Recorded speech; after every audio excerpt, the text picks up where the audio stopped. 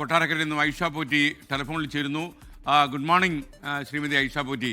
അപ്പോൾ ഇങ്ങനെയൊരു വാർത്ത പ്രചരിക്കുന്നു. BJP നേതാവുമായി തിരുവനന്തപുരത്ത് കൂടിക്കാഴ്ച നടത്തി വൈക്കൽ സോമനാണ് ഈ കാര്യം പറയുന്നത്. എന്താണ് താങ്കൾക്ക് ഇതിനെക്കുറിച്ച് പറയാനുള്ളത്? എനിക്ക് പറയാനുള്ള വൈക്കൽ സോമൻ ഇടയ്ക്കിടയ്ക്ക് ഇങ്ങനെ ഓരോ കാര്യങ്ങൾ പറയുന്നത് നിങ്ങളൊക്കെയും കേട്ട് കാണും.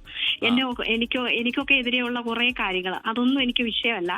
ഈ എല്ലാ പാർട്ടിക്കാരും, പല പ്രമുഖമായ പാർട്ടി ഉൾപ്പെടെ ഞാൻ പൊതുസമൂഹത്തിൽ നിന്ന് മാറുകയാണെന്ന് പറഞ്ഞപ്പോ അങ്ങനെ പുറകോട്ട് പോകരുത്, അവരോടൊപ്പം ചെല്ലണം എന്ന് പറഞ്ഞ് ക്ഷണിച്ചിരുന്നു എന്ന് ഞാൻ തന്നെ പറഞ്ഞില്ലേ? ഇനി സോമൻ പ്രത്യേകം പറയണ്ടല്ലോ. ഇവിടുത്തെ പ്രമുഖമായ പാർട്ടികൾ ഉൾപ്പെടെ പലരും എന്നെ വന്ന് കണ്ട് ക്ഷണിച്ചു എന്ന് ഞാൻ ഓൾറെഡി പറഞ്ഞു. പക്ഷെ ഞാൻ കോൺഗ്രസിലേക്കാണ് പോയതെന്ന് ഞാൻ വ്യക്തമാക്കിയിട്ടുള്ളതാണ് നേരത്തെ തന്നെ. അത് പ്രത്യേകിച്ച് ഒരാൾ പറയേണ്ട ആവശ്യമില്ല. പിന്നെ ഷാളണീച്ചു എന്നൊക്കെയുള്ള പച്ചക്കള്ളങ്ങള് അത് തെളിയിക്കട്ടെ, അത്രയേ ഉള്ളൂ. ഈ വൈക്കൽ സോമൻ പറയുന്നത് ഈ ഫോട്ടോ പ്രസിദ്ധപ്പെടുത്തുമെന്നാണല്ലോ പറയുന്നത്. ഫോട്ടോ ആരുടെയെല്ലാം ഫോട്ടോ കാണും? അങ്ങനെയാണ് ഇവിടെ വരുന്ന എത്ര പേരുടെ ഫോട്ടോ കാണും? എന്നെ അപ്രോച്ച് ചെയ്യുന്ന എത്ര പേര് ഒരു സെൽഫി എടുത്തോട്ടെ എന്നോ അല്ലെങ്കിൽ എടുത്തോട്ടെ എന്നും പറഞ്ഞ്, ഞാനൊരു കുറെ വർഷം MLA ഒക്കെ ആയിരുന്ന ഒരാളാണല്ലോ. അപ്പൊ സ്വാഭാവികമായിട്ടൊരു ഫോട്ടോ എടുത്തോട്ടെ എന്ന് ചോദിച്ചാൽ ആരെങ്കിലും നിഷേധിക്കോ? ഒരു ഫോട്ടോ കണ്ടുകൊണ്ട് ഒരു പാർട്ടി പോയെന്ന് അർത്ഥമുണ്ടോ? എനിക്ക് ഒരു പാർട്ടിയോടും ദേഷ്യമില്ല. എനിക്ക് എല്ലാ പാർട്ടിക്കാരോടും ബഹുമാനവും സ്നേഹവുമേ ഉള്ളൂ. ഒരിക്കലും അങ്ങനെ എങ്കിൽ പിന്നെ എനിക്ക് പറയണം, ഞാൻ എന്നും സത്യസന്ധമായിട്ട് കാര്യങ്ങൾ പറയുന്ന ആളാ. എല്ലാ ചാനലുകാരും ചോദിച്ചപ്പോ എന്നെ പല പ്രമുഖമായ പാർട്ടികൾ ഉൾപ്പെടെ ക്ഷണിച്ചിരുന്നു എന്ന് ഞാൻ തന്നെ പറഞ്ഞില്ലേ? അത് കള്ളമല്ലല്ലോ, അത് ക്ഷണിക്കുന്ന ഒരു തെറ്റാണോ? ഈ വൈക്കൽ സോമന് ശ്രീമതി ഐഷ പോറ്റിയുമായിട്ട് എന്തെങ്കിലും വ്യക്തിപരമായ വിഷയമുണ്ടോ? എനിക്ക് മനസ്സിലാവുന്നില്ല ആ പുള്ളി എന്താ ഇങ്ങനെ ഇടയ്ക്കിടയ്ക്ക് പറയുന്നതെന്ന്. ഒരിക്കലും ആ ശബരിമല വിഷയത്തിലെ ആ വീഡിയോ ഒക്കെ ഇപ്പോഴും സമൂഹത്തിൽ കാണും. എന്തിനാ അങ്ങനെ മോശമായിട്ട്? രാഷ്ട്രീയം, എനിക്ക് ഒരു കാര്യം പറയാനുണ്ട്, നിങ്ങളെ പോലുള്ള പ്രമുഖരോട് എനിക്ക് പറയാനുള്ളത്, ഈ രാഷ്ട്രീയത്തിലെ ആൾക്കാർ അന്തസ്സായിട്ട് നല്ല സംസ്കാരമുള്ള ഭാഷയും സത്യം പറയാനും പഠിക്കണം.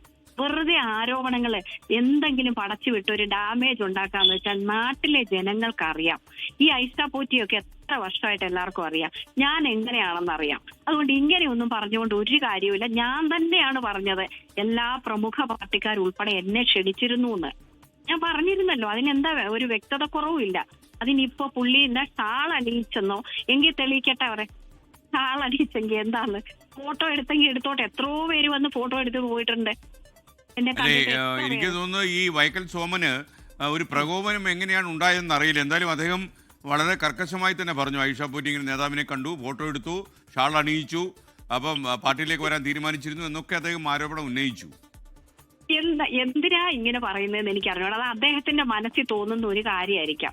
എനിക്ക് ആ പാർട്ടിയോടൊക്കെ വളരെ ബഹുമാനമേ ഉള്ളൂ. ആ BJPയോടും ബഹുമാനമേ ഉള്ളൂ, മറ്റുള്ള പാർട്ടികളോടും ബഹുമാനമേ ഉള്ളൂ, എല്ലാ രാഷ്ട്രീയ കക്ഷികളോടും. അത് ഞാൻ ചുമ്മാ പറയുന്നതല്ല.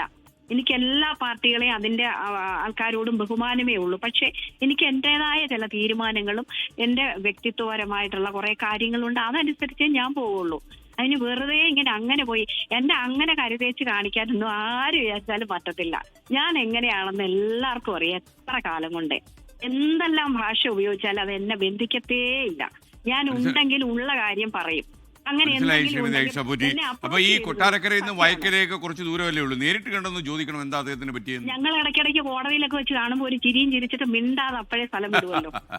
അതാണ് അതിന്റെ കാര്യം. എന്തായാലും ഇനി കാണുമ്പോൾ നേരിട്ടൊന്ന് ചോദിക്കുക, ഇടയ്ക്കിടയ്ക്ക് ഇങ്ങനെ ഓരോന്നൊക്കെ പറയുന്നതിന് എന്തെങ്കിലും കാരണമുണ്ടോ എന്ന് ഞാൻ ചോദിക്കുന്നുണ്ട്. തീർച്ചയായിട്ടും ഞാൻ സോമനോട് ചോദിക്കാം, എന്തിനാണ് ഇങ്ങനെ ചുമ്മാ ഓരോന്ന് പറയുന്നതെന്ന്.